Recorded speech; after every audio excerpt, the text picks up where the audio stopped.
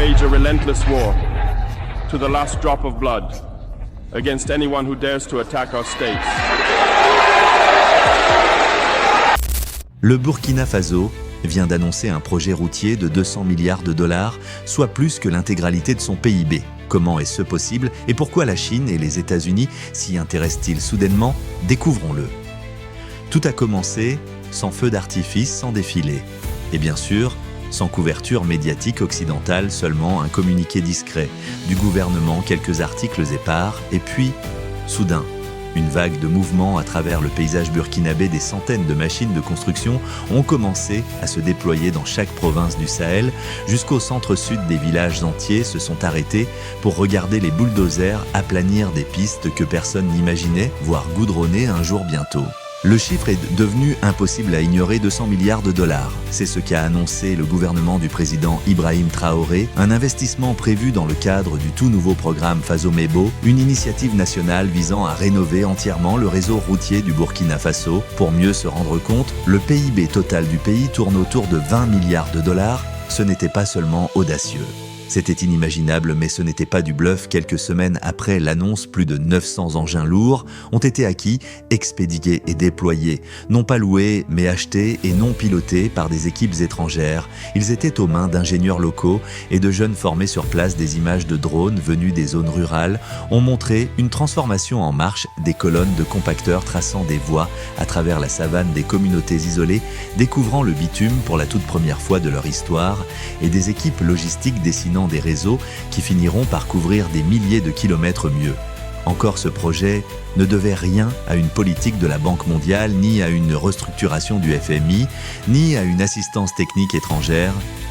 Aucun logo occidental n'apparaissait nulle part. Le projet est entièrement détenu par le Burkina Faso et dirigé par des Burkinabés, même si la Chine jouerait, dit-on, le rôle discret de conseiller technique en coulisses, mais même les ingénieurs chinois habitués aux méga-projets aux quatre coins du monde auraient exprimé leur stupéfaction face à l'ampleur et à l'indépendance de cette initiative pendant des décennies. L'Afrique a été la terre des grandes promesses et des rêves d'infrastructures jamais réalisés, mais ici, quelque chose semble différent. Pas de coupure de ruban mise en scène pour les bailleurs, pas de projet pilote pour tester le terrain.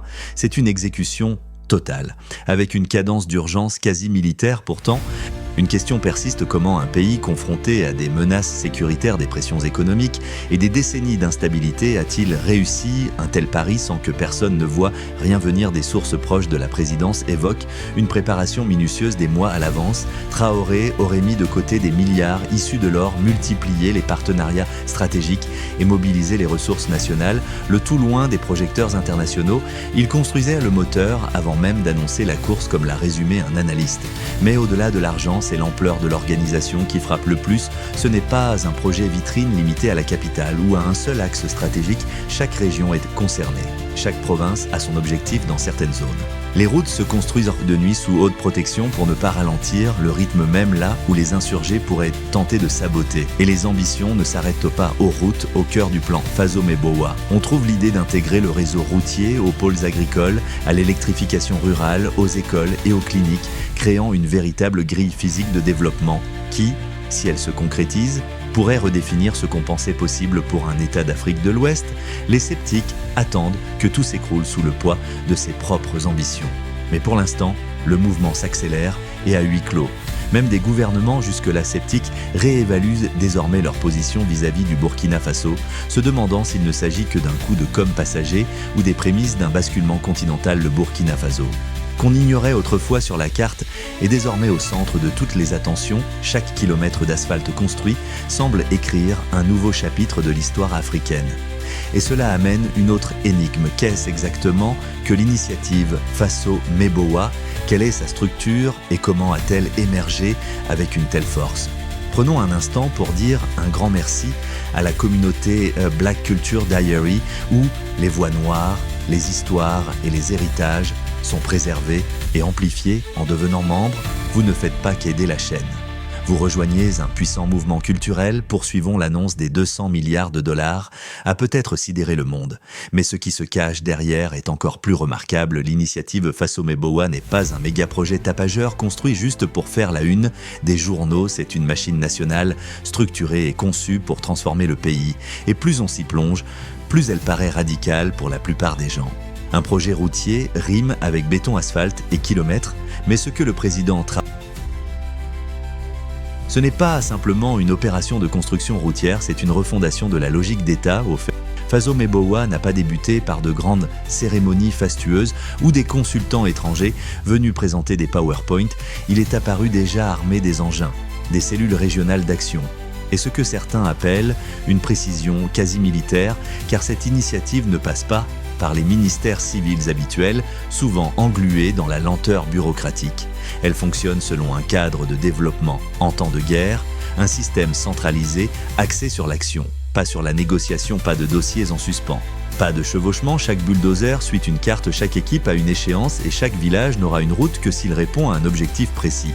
Sinon, il n'en aura pas même le nom. Faso-Meboa porte un sens profond traduit des dialectes locaux. Il signifie approximativement le chemin vers nous-mêmes ou la route du retour. Il ne désigne pas seulement une route physique, mais aussi un cheminement psychologique, le retour à l'autonomie. Après des décennies de priorités dictées de l'extérieur, cette initiative vise à garantir que chaque pas en avant vienne d'une décision interne. Chaque kilomètre construit porte un message que le Burkina Faso trace désormais sa route sans demander la permission à Paris. Washington ou Bruxelles, le mode opératoire est inédit dans la région. Les ordres ne passent pas par des notes de service bureaucratiques, mais par des chaînes de commandement. Chaque zone, qu'il s'agisse du Sahel, des Cascades ou du Centre-Ouest, reçoit des objectifs mensuels précis. Les rapports sont générés via le suivi GPS des drones, surveillent les chantiers et les sanctions tombent immédiatement en cas de corruption ou de retard. Plusieurs responsables régionaux auraient d'ailleurs été discrètement limogés pour insuffisance de résultats. Ce n'est pas la culture des projets détendus qu'on prolonge indéfiniment, c'est l'exécution au rythme d'une question de survie nationale, ce qui surprend encore plus. C'est le refus d'imiter les modèles passés. L'initiative s'inspire des nouvelles routes de la soie chinoises, mais rejette totalement le schéma d'infrastructure financé par la dette. Les routes ne sont pas construites par des entreprises étrangères, ni grâce à des subventions conditionnelles à la place. Le Burkina Faso utilise les revenus de ses exportations d'or, une réforme fiscale interne. Ici, pas de quête d'aumône, aucune trace du FMI. C'est la souveraineté budgétaire en action qui s'affirme silencieusement au fil des kilomètres de gravier de bitume et de main-d'œuvre. Une main-d'œuvre locale, pas seulement pour construire, mais aussi pour concevoir, planifier et contrôler. Des diplômés d'université sont directement intégrés dans les équipes de projets formés sur le terrain en ingénierie et logistique. Certains n'avaient jamais vu d'engin de chantier avant. Aujourd'hui, les voilà aux commandes de niveleuses et compacteurs dans une discipline quasi militaire. D'autres sont propulsés rapidement à des postes techniques, clés rompant avec l'ancienne habitude de tout externaliser à des consultants venus de l'étranger. Mais la vraie singularité du Faso-Mebo tient à son idéologie. Les routes ne sont pas tracées au hasard, elles sont soigneusement alignées sur les zones agricoles stratégiques, les goulets d'étranglement logistiques. Les zones scolaires et sécuritaires, le plan est pensé comme un geste quasi chirurgical. Chaque région reçoit non seulement des kilomètres à construire, mais aussi des objectifs: augmenter la scolarisation, réduire la mortalité maternelle. Développer la distribution alimentaire, ce ne sont pas des routes vers nulle part, ce sont les artères d'un État à venir. Peut-être l'aspect le plus radical, c'est la vision de long terme intégrée au projet, contrairement aux modèles occidentaux qui se calent sur des cycles électoraux de 5 ans. Faso-Mebo est structuré en étapes de 25 ans, il ne cherche pas les applaudissements, il cherche la durabilité, et rien que cela le différencie des cadres de bailleurs pleins de projets pilotes qui ont freiné le développement africain pendant des décennies. Le Burkina Faso n'expérimente plus, il construit. Sans relâche et avec un cap clair, le monde regarde encore le chiffre 200 milliards de dollars. Incrédule, mais ce qu'il faudrait observer, c'est la structure derrière ce chiffre, car ce n'est pas un simple projet routier, c'est l'expression concrète d'un nouveau modèle de gouvernance fondé sur l'autonomie, l'urgence et le refus d'attendre l'autorisation, et les résultats commencent déjà à se voir. Mais comment ces routes se traduisent-elles concrètement pour les agriculteurs, commerçants, ouvriers et citoyens burkinabés du quotidien? La réponse tient en un mot: flux de marchandises, de personnes, de main-d'œuvre, d'idées, et ce flux génère une dynamique économique qui n'existait pas avant. Dans un pays où de mauvaises routes faisaient jadis d'un simple trajet une expédition de plusieurs jours, l'apparition d'axes routiers larges et praticables change plus qu'on ne croit. Elle reprogramme l'économie nationale depuis la base. Ce qui était considéré comme isolé devient désormais accessible des villages, autrefois hors réseau, se transforme soudain en hub logistique des terres laissées en friche. Faute d'accès, sont maintenant récoltés, conditionnés et vendus en une semaine. L'impact économique d'une route est rarement spectaculaire, mais au Burkina Faso, il est quasi sismique. Pendant des années, le transport représentait près de la moitié de la valeur des marchandises. Dans les zones rurales, un sac d'oignons pouvait se vendre 5000 CFA en ville, mais le coût pour l'y acheminer sur des pistes défoncées. Des ponts effondrés et sous les pluies rendaient l'opération inutile. Les agriculteurs étaient souvent forcés de vendre localement pour une bouchée de pain ou de laisser leur récolte pourrir. Cela est en train de changer, le bitume change tout. Des rapports venus des régions nouvellement reliées montrent une explosion des petites activités agroalimentaires des coopératives se créent le long des grands axes. Les céréales sont stockées dans de meilleurs entrepôts, les denrées périssables circulent de plus vite. Et les femmes, souvent au cœur des marchés locaux, font partie des grandes gagnantes. Elles peuvent désormais transporter, vendre et se réapprovisionner à une vitesse qui démultiplie les profits. Mais la transformation ne se limite pas à l'agriculture. Elle se voit aussi dans l'émergence de microéconomies en bord de route. De véritables hameaux voient le jour le long du nouvel asphalte. Comme des pousses après la pluie, petits ateliers de réparation, stands de nourriture, stations d'essence et dépôts de motos se regroupent désormais près des carrefours et des aires de repos qui, autrefois, plongèrent dans le silence à la tombée du jour. Des ampoules brillant désormais, alimentées par des hubs solaires installés en parallèle aux infrastructures routières. Le marché du travail est lui aussi en pleine mutation. L'un des aspects les moins médiatisés de l'initiative, c'est sa capacité à absorber les jeunes sans emploi dans un pays où le chômage et le sous-emploi sont chroniques. Faso-Mebowa agit comme une véritable agence nationale de recrutement. Les jeunes sont formés à la maçonnerie, à la conduite d'engins, à la topographie et à la gestion de projets, pas par charité. Mais par nécessité, ce ne sont pas des stages, ce sont de vrais contrats, avec de vrais salaires, de vraies échéances et de réelles perspectives. Certains apprennent à construire des routes, d'autres à les contrôler et les auditer, et au rythme où se déplacent les travailleurs. L'argent circule aussi, les transferts d'argent mobile ont doublé dans certaines zones nouvellement connectées. Des marchés qui se tenaient 2 fois par semaine sont désormais ouverts tous les jours. On observe une redistribution visible des revenus et des opportunités, non par décret, mais par la dynamique elle-même. C'est la route qui décide où va l'argent. Et l'effet d'entraînement va encore plus loin. Avec la connectivité vient la migration, non pas vers l'extérieur, mais vers l'intérieur. Des artisans qualifiés venus de plus grandes villes s'installent dans des villes secondaires où la demande de services explose. Les enseignants acceptent plus facilement des postes dans les écoles rurales, sachant qu'une route goudronnée les relie aux hôpitaux et à leurs familles. Même de petites entreprises de la capitale déménagent vers des régions moins encombrées. Une inversion du flux urbain qui a frappé les villes africaines pendant des décennies. Et puis, il y a le commerce. Le Burkina Faso n'a pas d'accès à la mer, mais il occupe une position stratégique avec un bon réseau routier. Il peut devenir un pays de transit, reliant le Mali, le Niger, le Togo et la Côte d'Ivoire déjà. Le commerce transfrontalier informel augmente. Des commerçants qui craignaient autrefois les pistes boueuses et les sentiers de brousse infestés de bandits empruntent désormais des corridors structurés. Le pays ressemble de moins en moins à une chaîne brisée de fragments ruraux isolés et de plus en plus à un organisme économique interconnecté. Ce qu'il faut souligner, c'est qu'aucune de ces avancées n'a nécessité de réajustement externe. Ce n'est pas le FMI qui a enrichi les paysans, ni l'UE qui a ouvert de nouveaux marchés, c'est une décision nationale d'asphalter. Et, ce faisant, de tracer une nouvelle voie, mais tout mouvement entraîne de nouvelles vulnérabilités. Et cela nous amène à une dimension encore plus stratégique du plan Faso-Mebowa, la sécurité, car ces routes ne transportent pas que des marchandises. Elles transportent aussi l'État. Petit rappel, merci d'aimer et de partager la vidéo et de vous abonner à notre chaîne pour découvrir plus de vidéos sur l'histoire, la culture et l'identité afrodescendante, avec des camions qui grondent désormais sur d'anciennes pistes poussiéreuses et des marchés qui fleurissent à chaque carrefour asphalté. On pourrait croire que l'initiative Faso-Mebowa n'est qu'un miracle économique. Mais sous ce développement se cache un calcul bien plus stratégique. Ces routes ont aussi été construites pour combattre, non pas avec des balles, mais grâce à la mobilité, la rapidité et la présence dans un pays longtemps hanté par des groupes armé ses infrastructures, change discrètement le rapport de force. Le Burkina Faso affronte la menace djihadiste depuis des années, notamment dans ses régions nord et est où des combattants formés à l'étranger, des bandits et des séparatistes profitaient d'un avantage simple, l'isolement piste de terre. Relief accidenté et chemins impraticables selon la saison rendaient des régions entières inaccessibles le temps que les forces de sécurité soient alertées d'une attaque. Les assaillants avaient disparu engloutis par la géographie. Ce n'étaient pas seulement des cauchemars logistiques, mais aussi des brèches dans la souveraineté aujourd'hui. Le terrain change au sens propre. Du bitume neuf pénètre dans des zones qui n'avaient pas vu l'État depuis des décennies. Ce qui prenait 4 heures sur des pistes défoncées prend désormais 40 minutes par la route. Et avec cette vitesse vient un changement de posture, les troupes peuvent être déployées. Les menaces contenues et le renseignement circulent plus facilement via les civils avec bien plus d'efficacité. Plusieurs postes autrefois sous la menace ont signalé une disparition quasi totale des attaques depuis l'arrivée des routes principales. L'ennemi n'a pas reculé à cause de plus d'armes.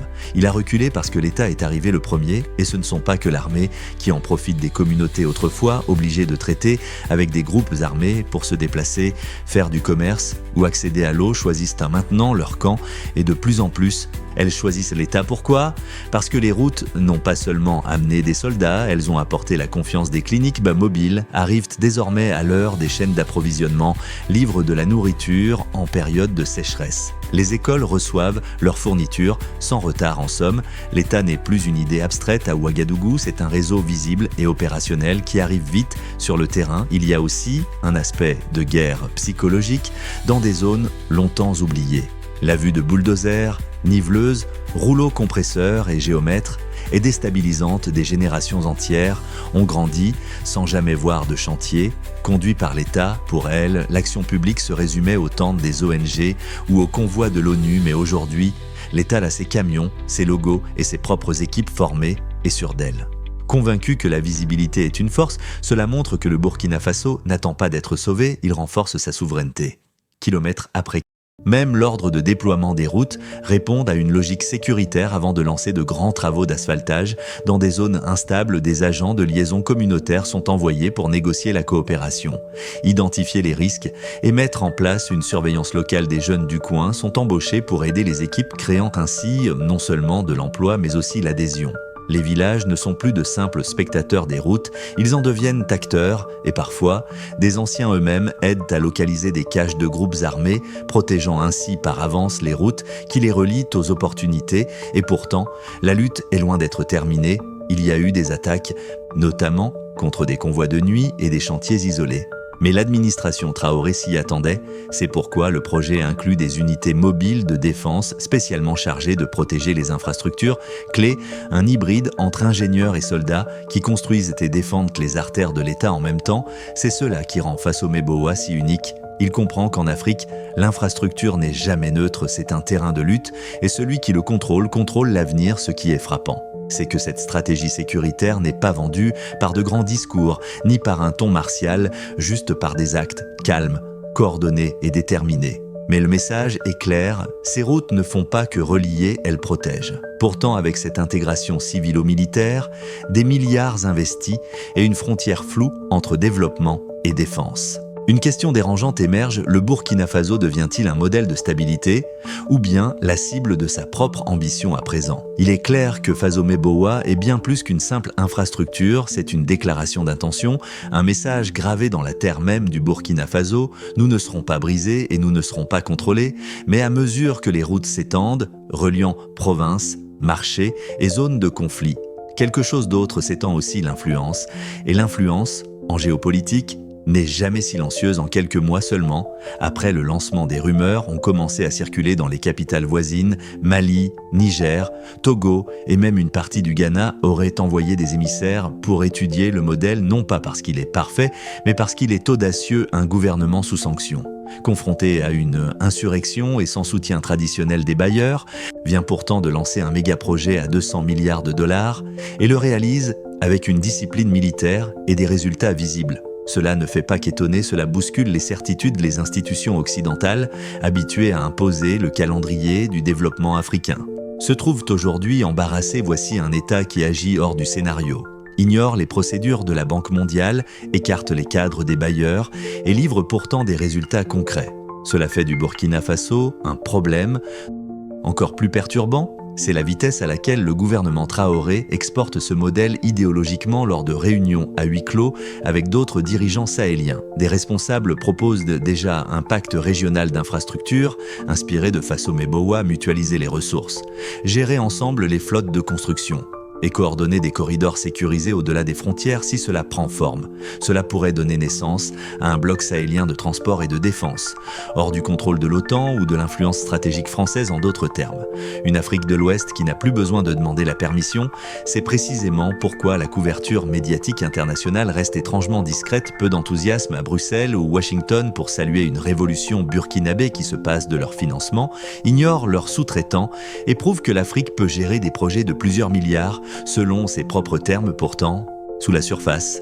Le modèle séduit déjà de Kinshasa à Khartoum, mais cette influence grandissante comporte des risques. Le Burkina Faso ne construit pas seulement des routes, il construit des attentes, et les attentes attirent la surveillance, le sabotage et la subversion. Plusieurs fuites d'informations suggèrent déjà des tentatives en cours pour déstabiliser la chaîne logistique de l'initiative par pression économique, ingérence politique, ou même en essayant de corrompre des responsables clés. C'est pourquoi le cercle rapproché de Traoré est devenu si fermé et discipliné, protégeant l'opération comme une mission confidentielle.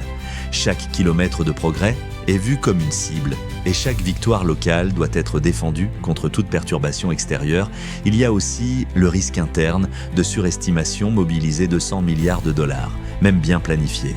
Comporte toujours le risque de goulets d'étranglement, de pénurie ou de mauvaise gestion si l'inflation s'emballe ou si les ouvriers ne sont pas payés. Le soutien populaire qui porte aujourd'hui le projet pourrait se retourner contre lui, c'est pourquoi l'administration avance avec une urgence discrète. Livrant des résultats non par discours, mais par des kilomètres visibles, les retards sont corrigés vite.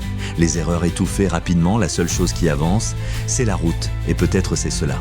Le pari et le génie de Faso-Meboa, il ne compte pas sur la communication mais sur l'élan, tant que cet élan dure. Il bâtit non seulement des routes, mais aussi une légitimité à une époque où la démocratie elle-même se réduit souvent à des bulletins sans résultat.